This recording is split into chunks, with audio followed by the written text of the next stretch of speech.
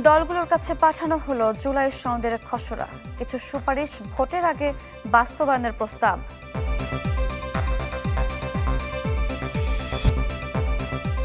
Vote পেছাতে চায় গণতন্ত্রের বিপক্ষ শক্তি, অভিযোগ বিএনপির। সংকট সমাধানে গণপরিষদ নির্বাচন দাবি এনসিপির। কক্সবাজারে গিয়ে হঠাৎই অসুস্থ সংস্কৃতি উপদেষ্টা, এয়ার অ্যাম্বুলেন্সে আনা হয়েছে ঢাকায়, হাসপাতালে ভর্তি।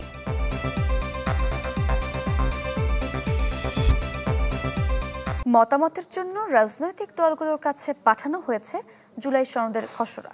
দ্রুত মতামত দিয়ে বলেছে জাতীয় ঐকমত্য কমিশন। চূড়ান্ত হলে এর বৈধতা নিয়ে প্রশ্ন তোলা যাবে না আদালতে। খসড়ায় কিছু প্রস্তাব সুপারিশ বাস্তবায়নের কথা বলা হয়েছে সংসদ নির্বাচনের আগে। জুলাই সনদকে ২৪-এর গণঅভ্যুত্থানের দালিলিক ভিত্তি বলে মনে করেন বিশ্লেষকদের অনেকে। এটি চূড়ান্ত করতে রাজনৈতিক দলগুলোর কাছে পাঠানো হয়েছে খসড়ার প্রস্তাবনা। খসড়ার পটভূমিতে উল্লেখ করা হয়েছে ১৯৭১ সালের মহান মুক্তিযুদ্ধ, স্বাধীনতার ঘোষণাপত্র, পিলখানা ট্র্যাজেডি, শাপলা চত্বরে হত্যাকাণ্ড এবং ২০১৮ সালের কোটা আন্দোলন সহ বিগত সরকারের গুম, খুন ও নির্যাতনের ঘটনা।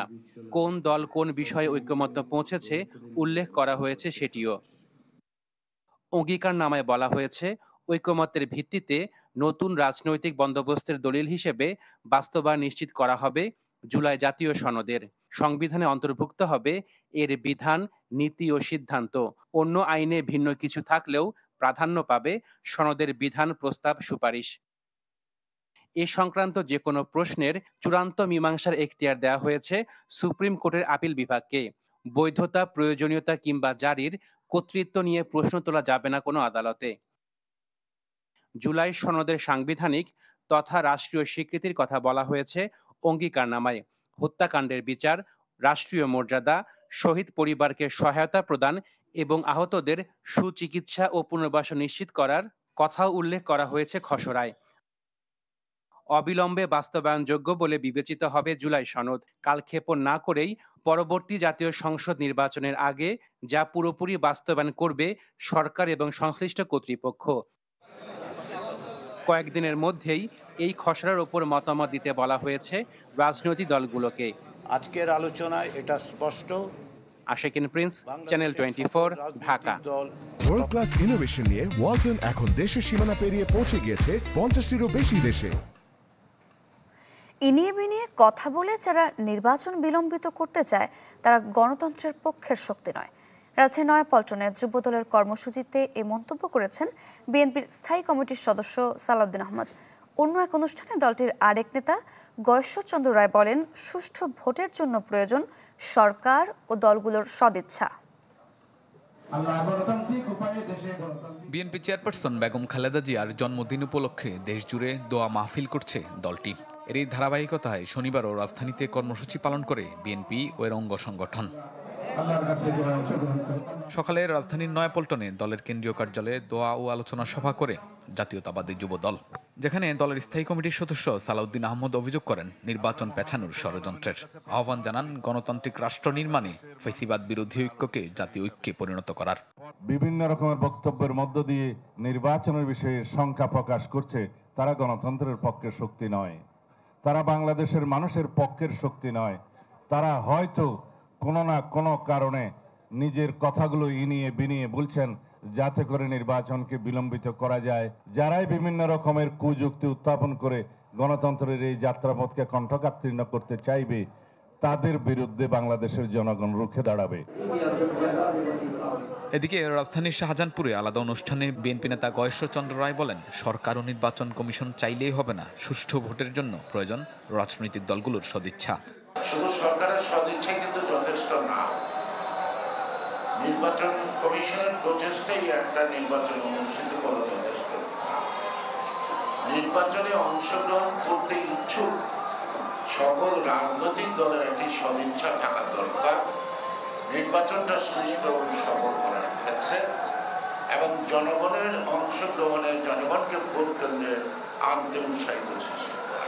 নির্বাচন ভণ্ডুলে ষড়যন্ত্র হচ্ছে মন্তব্য করে তা মোকাবিলায় জনগণকে সতর্ক থাকার আহ্বান জানান বিএনপি নেতারা। শাহনেওয়াজ বাবলু, চ্যানেল 24, ঢাকা।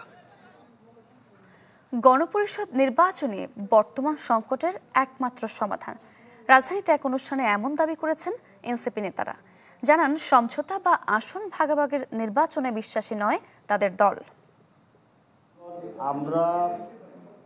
জুলাই সনদ ও গণপরিষদ নির্বাচন নিয়ে রাজধানীর বাংলা মোটরে এনসিপির এই আলোচনা।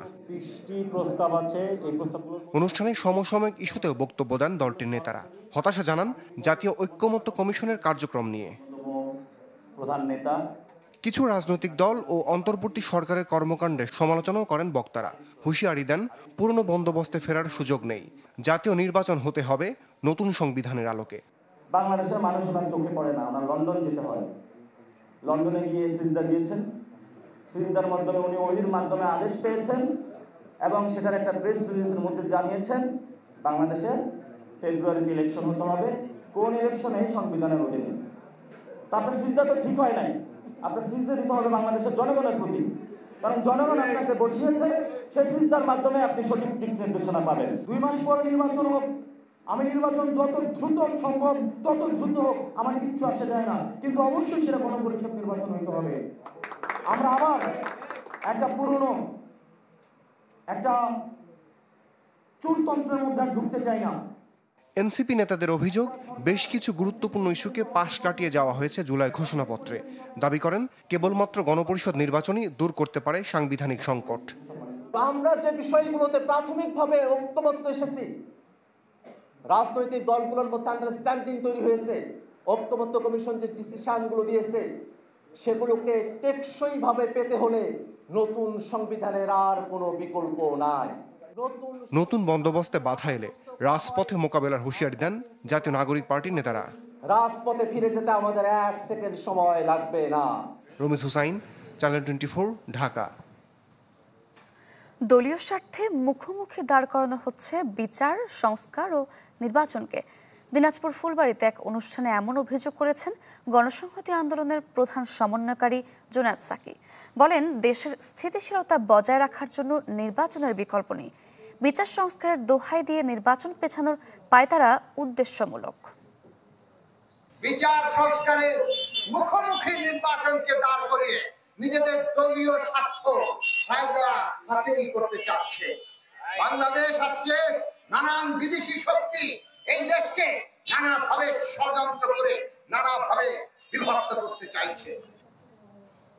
যথাসময়ে হবে নির্বাচন, কেউ ঠেকাতে এলে তা পারবে না, কেউটি করতে এলে জনগণকে সাথে নিয়ে প্রতিরোধ করা হবে, এসব বলেছেন স্বরাষ্ট্র উপদেষ্টা জাহাঙ্গীর আলম চৌধুরী। রাজধানীর মোহাম্মদপুর কৃষি মার্কেট পরিদর্শনের পর স্বরাষ্ট্র উপদেষ্টা জানান, জনগণ নির্বাচনমুখী হলে কেউ বাধা দিতে পারবে না। চাঁদাবাজির নানা অভিযোগ প্রসঙ্গে বলেন, দেশে যত বড় চাঁদাবাজি থাকুক তাকে আইনের আওতায় আনা হবে। এ সময় স্থানীয় সরকার উপদেষ্টা আসিফ মাহমুদ ইস্যুতে প্রশ্ন করলে এড়িয়ে যান তিনি। প্রধান উপদেষ্টা যেটা বলেছে ওর উপরে আমাদের কারো কোনো কথা নেই। স্যার যেই তারিখে বলছে ওই তারিখে নির্বাচন হবে, যেই মাসে বলছে ওই মাসে নির্বাচন হবে। রাষ্ট্রের ক্ষমতা হলো জনগণের হাতে। জনগণ যেসব চাবে আমি নির্বাচনের দিকে চলে যাব, কারো কোনো শক্তি নাই নির্বাচন বন্ধ করবে। কার আত্মজীবনী কে লেখে?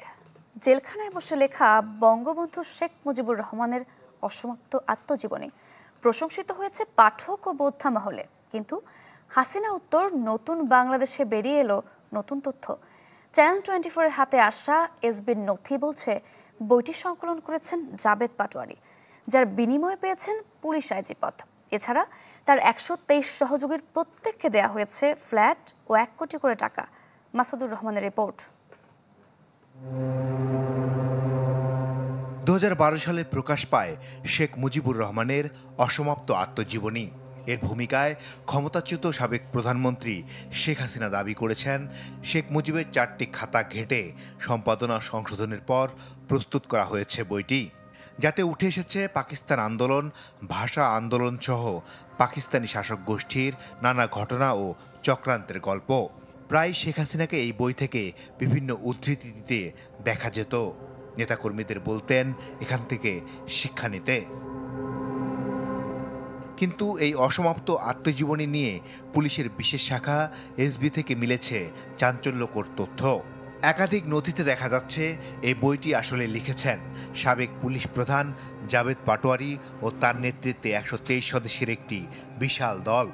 স্পেশাল ব্রাঞ্চের প্রধান হিসেবে কর্মরত থাকা অবস্থায় সাবেক প্রধানমন্ত্রী শেখ হাসিনার সান্নিধ্য এবং আনুগত্য নিশ্চিত করতে বইটি লেখে জাবেদ পাটোয়ারি ও তার দল। এতে কাজ হয়। 2018 সালে জাবেদ নিয়োগ পান আইজিপি হিসেবে। আর আত্মজীবনী বইটি লিখতে যে 123 জন সদস্য কাজ করে তারা পায় রাজধানীর ধানমন্ডি, বসুন্ধরা, মিরপুরে কোটি টাকা মূল্যের ফ্ল্যাট এবং নগদ 1 কোটি করে টাকা। এর সরাসরি তত্ত্বাবধান করেন শেখ হাসিনার উপদেষ্টা সালমান এফ রহমান। বিষয়টি নিয়ে সাবেক আইজিপি জাবেদ পাটোয়ারির সাথে যোগাযোগ করা হলে তার কোনো ফোন নাম্বারেই পাওয়া যায়নি। তবে একটি সরকারি সূত্রের দাবি 5 আগস্টের পর সৌদি আরবের রাষ্ট্রদূতের পদ থেকে জাবেদকে বরখাস্তের পর দেশে ফিরতে বলা হলেও সেখান থেকে পাড়ি জমান যুক্তরাষ্ট্রে। সাবেক আইজিপি নুরুল হুদা বললেন, এমন প্রশ্ন যেহেতু উঠেছে বিষয়টি অনুসন্ধান হওয়া দরকার। যদি অ্যালিগেশনস উঠে থাকে তো নিশ্চয়ই তার পাবলিক সার্ভেন্ট, যখন পাবলিক সার্ভেন্টটা কিছু করে থাকলে রাষ্ট্রের ব্যাপারে সেগুলো তো ফান্ড থেকে যেহেতু টাকা পয়সা দেওয়া হয়েছে, অতএব অনুসন্ধান তো নিশ্চয়ই হতে পারে। অসমাপ্ত আত্মজীবনী নিয়ে আরেকটি গুরুত্বপূর্ণ তথ্য হলো এসবিতে এ সংক্রান্ত নথি গায়েব করা হয়েছে। রাষ্ট্রের প্রধান আইন কর্মকর্তা বললেন, এটি দুর্নীতি, দুদকের উচিত এ নিয়ে অনুসন্ধান করা। এটা 1947 সালের দুর্নীতি সংক্রান্ত যে আইনটা আছে সে আইনের 5-এর 2 ধারায়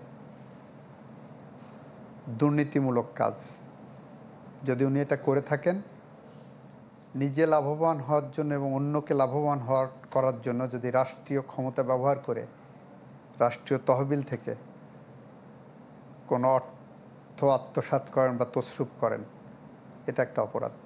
এই যে গায়েব করে দিয়েছেন এটাও একটা অপরাধ। আপনি ক্লু দেবেন দুদককে, সেই সূত্র ধরে দুদক এগিয়ে যাবে। এগিয়ে যেতে যে যদি দেখে যে নথি গায়েব করে দেওয়া হয়েছে, ইট ইটসেলফ ইজ অ্যান অফেন্স। সাবেক পুলিশ প্রধান চৌধুরী মামুন তার এক জবানবন্দিতে সম্প্রতি দাবি করেন 2018 সালের রাতের ভোট হয় জাবেদ পাটোয়ারির পরামর্শেই। মাসুদুর রহমান, চ্যানেল 24, ঢাকা। কক্সবাজার গিয়ে হঠাৎ অসুস্থ হয়ে পড়েছেন সংস্কৃতি বিষয়ক উপদেষ্টা মুস্তফা সরোয়ার ফারুকী। উন্নত চিকিৎসার জন্য এয়ার অ্যাম্বুলেন্সে আনা হয়েছে ঢাকায়। জানা গেছে শুক্রবার 5 দিনের সফরে কক্সবাজার যান সংস্কৃতি উপদেষ্টা। সেখানে ওশান প্যারাডাইস হোটেলে অবস্থান করেন তিনি। শনিবার দুপুরে খাবার খাওয়ার পর অসুস্থতা অনুভব করেন। পরে রাতে এয়ার অ্যাম্বুলেন্সে ঢাকায় আনা হয়, তাকে ভর্তি করা হয় বেসরকারি একটি হাসপাতালে।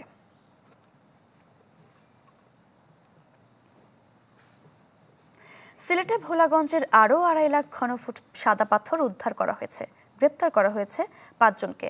আর 1 সপ্তাহের স্থবিরতা শেষে ভোলাগঞ্জে আবারও ফিরতে শুরু করেছেন পর্যটকরা। এদিকে 3 দিনেও প্রতিস্থাপন হয়নি ঢাকায় জব্দ হওয়া সাদা পাথর। সিলেটের ভোলাগঞ্জে সাদা পাথর লুটের পর পর্যটক শূন্যতা দেখা দেয় গত 1 সপ্তাহে। তবে উদ্ধার করা কয়েক লাখ টন পাথর প্রতিস্থাপনের তৎপরতা শুরু হলে প্রাণচাঞ্চল্য ফিরতে শুরু করেছে এই পর্যটন এলাকায়। দেশের বিভিন্ন প্রান্ত থেকে সাদা পাথরের পরশ পেতে ছুটে আসছেন ভ্রমণ পিপাসুরা। অনেক মানুষ আসে বিভিন্ন দেশ থেকে, বিভিন্ন জেলা থেকে এই পাথরকে উপভোগ করার জন্য। প্রশাসনের সমন্বয়ে এগুলো যেন অক্ষত থাকে। কয়েকদিনের মন্দা ব্যবসা কাটিয়ে আশার বুক বেঁধেছেন পর্যটন ব্যবসায়ীরাও। ক্ষতি পুষিয়ে নিতে ফের কাজে নেমে পড়েছেন তারা। আশা করি আগামীকাল থেকে পর্যটকরা আসতে শুরু করেছে। সুন্দর হওয়াতে মানুষ আসতেছে, আমরা ব্যবসা বাণিজ্য নাই, তাই আজকে মানুষ আসছে, আমরা ব্যবসা করতে পারতেছি।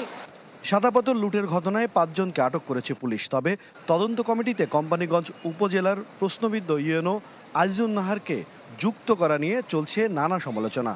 যার দায়িত্ব থাকাকালীন সময়ে দিনে দুপুরে সেই পাথরগুলো লুট হয়েছে, যার দরুন এলাকাবাসী মনে করেন যে এর পিছনে তারও দায় থাকতে পারে। সো এই ধরনের একজন মানুষকে যখন তদন্ত কমিটিতে রাখা হয় তখন তদন্তটা কতটুকু নিরপেক্ষ হবে সে নিয়ে প্রশ্ন থেকেই যায়। এদিকে গেল বৃহস্পতিবার চ্যানেল 24-এর তথ্যে ঢাকার ড্যামরা শারুলিয়া পাথরঘাটে অভিযান চালিয়ে 12,900 ঘনফুট সাদা পাথর জব্দ করে র্যাব। কিন্তু 3 দিন পরে থাকলেও সেগুলো সিলেটে পাঠায়নি সরকার। পাথর স্থানান্তর করতে শুরু হয়েছে সরকারের আমলাতান্ত্রিক জটিলতা। অর্থাৎ এই পাথর জব্দ করা গেলেও এখনও উদ্ধার করা সম্ভব হয়নি। স্থানীয়রা বলছেন এই পাথর যতক্ষণ এখান থেকে না সরানো হবে ততক্ষণ ব্যবসায় লোকসান টানছেন তারা। পরিবেশ নারায়ণগঞ্জ এবং ঢাকা দুই ডিভিশনের আইসা বলছে শনিবার সকালের মধ্যে আমরা এই মাল ডেলিভারি নিয়ে যাব। তো এখন 11টা বাজে, আমরা ফোন দিয়েছি, তাদের নাই। তারা বলছে যে এখন এই দায়িত্ব আমাদের না, এটা খনিজ সম্পদ মন্ত্রণালয়ের দায়িত্ব। আমাদের ব্যবসায়ী মহল থেকে সবারই একটাই দাবি যে যত দ্রুত সম্ভব এই মালগুলি এখান থেকে অপসারণ করে নিয়ে যাক। এ বিষয়ে পরিবেশ অধিদপ্তরের পরিচালকের সাথে যোগাযোগ করে চ্যানেল 24। তিনি জানান পাথরগুলো ভোলাগঞ্জের প্রতিস্থাপনের পদক্ষেপ নিতে কেরানীগঞ্জের নির্বাহী ম্যাজিস্ট্রেটের পক্ষ থেকে অনুরোধ জানানো হয়েছে খনিজ সম্পদ ব্যুরোকে। পরিবেশ অধিদপ্তর শুধু সিলেট না, সারা দেশের পরিবেশ বিপর্যয় নিয়ে উদ্বিগ্ন। আসলে আমাদের পরিবেশ অধিদপ্তর সবখানেই কাজ করতেছে আর কি। পরিবেশ কর্মীরা জানান সিলেট থেকে এক বছরে লুট হয়েছে প্রায় 1,50,00,000 ঘনফুট পাথর। হিরণ খান, চ্যানেল 24, ঢাকা। বর্ণিল আয়োজনে পালিত হলো শুভ জন্মাষ্টমী। ঢাকেশ্বরী জাতীয় মন্দিরে চণ্ডীপাঠের মধ্য দিয়ে পূজার আনুষ্ঠানিকতা শুরু হয়। পরে দেশ ও জাতির মঙ্গল কামনায় হয় গীতাযজ্ঞ পাঠ। রাজধানীতে জন্মাষ্টমীর শোভাযাত্রা উদ্বোধন করেন সেনাপ্রধান।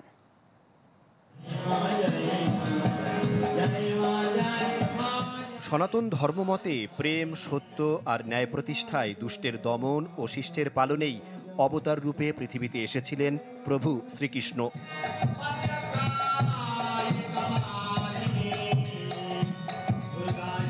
তার জন্মক্ষণটিকেই জন্মাষ্টমী হিসেবে পালন করে থাকেন অনুসারীরা। সকালে ঢাকেশ্বরী জাতীয় মন্দিরে চণ্ডীপাঠের মধ্য দিয়ে শুরু হয় পূজার আনুষ্ঠানিকতা। এ সময় দেশ ও জাতির মঙ্গল কামনায় পাঠ করা হয় গীতাযজ্ঞ। সমস্ত পৃথিবীর মানুষ, হিন্দু, মুসলমান, বৌদ্ধ, খ্রিস্টান, সকল মানুষের মধ্যে সৌভ্রাতৃত্ব গড়ে উঠুক। পরে পলাশীর মোড় থেকে বের হয় জন্মাষ্টমীর বর্ণিল শোভাযাত্রা। মোমবাতি প্রজ্বলনের মধ্য দিয়ে এর উদ্বোধন করা হয়। উপস্থিত ছিলেন 3 বাহিনীর প্রধান। কোনো ধর্ম, জাতি, বর্ণ, গোত্রের মধ্যে কোনো ভেদাভেদ থাকবে না। এই দেশ সবার, এই দেশের সবাই আমরা এই দেশের নাগরিক। এই দেশের প্রতিটা অধিকার, আমাদের সবার সমান অধিকার এই দেশের উপরে আছে। 4 স্তরের নিরাপত্তার চাদরে মোড়ানো শোভাযাত্রায় ছিলেন কৃষ্ণ ভক্তরা। এ সময় সাম্প্রদায়িকতা মুক্ত দেশ প্রত্যাশা ছিল তাদের কণ্ঠে। এই ধরাধামে 5251তম বছর আগে ভগবান শ্রীকৃষ্ণ অবতার ধারণ করে এই পৃথিবীতে জন্মেছিলেন দুষ্টের নাশ এবং শিষ্টের পালন করার জন্য। এখানে আমার কামনা আমাদের দেশে যে অরাজকতা সৃষ্টি হয়েছে সবকিছু ঠিক হোক এবং দেশটা খুব সুন্দর, আগের মতো সুন্দর সুস্থভাবে বাঁচুক। ঢাকার কেন্দ্রীয় জন্মাষ্টমী মিছিল পলাশী থেকে শুরু হয়ে দোয়েল চত্বর, নগর ভবন ও গুলিস্তান নবাবপুর সহ বিভিন্ন সড়ক প্রদক্ষিণ করে। আহমেদ সোহাগ, চ্যানেল 24, ঢাকা। এপার থেকে মিয়ানমারের বিচ্ছিন্নতাবাদী সংগঠন আরাকান আর্মিকে সদস্য সংগ্রহ করছে। এ বিষয়ে আগে থেকে অভিযোগ থাকলেও সম্প্রতি পালিয়ে আসা সংগঠনটির এক সদস্য বিজিবির কাছে আত্মসমর্পণের পর এই প্রশ্ন জোরালো হয়েছে। কেননা এই তরুণ নাইক্ষ্যংছড়ির বাসিন্দা। পুরো বিষয়টি খতিয়ে দেখার কথা বলছে বিজিবি।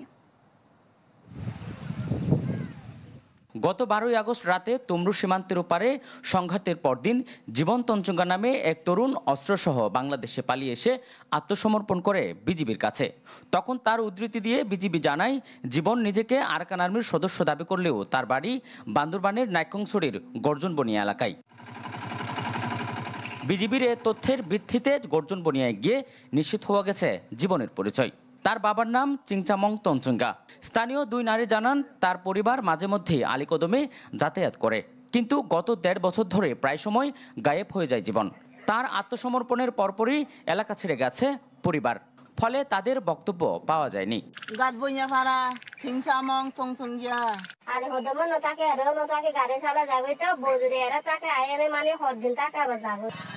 বেশ কয়েক বছর ধরে বাংলাদেশের সীমান্ত এলাকা থেকে মিয়ানমারের বিচ্ছিন্নতাবাদী সংগঠন আরাকান আর্মির সদস্য সংগ্রহ করছে বলে অভিযোগ রয়েছে।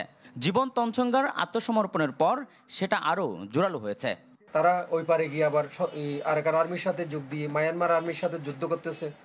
সব মিলিয়ে একটা জগা খিচুড়ি পরিস্থিতি তৈরি করে ফেলেছেন। আবার ওদিকে যখন চাপ সৃষ্টি হচ্ছে আবার এরা এদিকে বাংলাদেশে চলে আসতেছে। তো বাংলাদেশে চলে এসে পরিচয় দিচ্ছে কি আমি নাইক্যছড়ির বাসিন্দা, আমি রাঙ্গামাটির বাসিন্দা, আমি এই মোসারকলার বাসিন্দা, তেলকলার বাসিন্দা। তারা যদি হরহামাশায় যদি আমাদের টেরিটরির মধ্যে যদি ঢুকে যায় তাহলে এটা হচ্ছে স্থানীয় যারা জনগোষ্ঠী আছে তাদের সিকিউরিটির জন্য এবং দেশের যে সার্বভৌমত্ব এবং কর্তৃত্ব আছে এটা হুমকির সম্মুখীন হতে পারে। বিচ্ছিন্নতাবাদী সংগঠনে যোগ দিতে এপার থেকে কেউ মিয়ানমারে যাচ্ছে কিনা বা জীবন কিভাবে গেল তা খতিয়ে দেখার কথা বলছে বিজিবি। সে বলেছে আরাকান আর্মির সদস্য, আমরা এইটা হচ্ছে তদন্তাধীন আছে, সো তদন্তের পরে বলা যাবে যে সে কিভাবে গিয়েছে বা কি, বাট সে আমাদেরকে বলেছে যে সে আরাকান আর্মির সদস্য। আমরা এখনো তদন্ত শেষ হয়নি, তদন্ত শেষ হলে আমরা এটা বলতে পারবো। তবে এপার থেকে কত সংখ্যক তরুণ যুবক ওপারে আরাকান আর্মিতে যোগ দিয়েছে সেই তথ্য নেই কারো কাছে।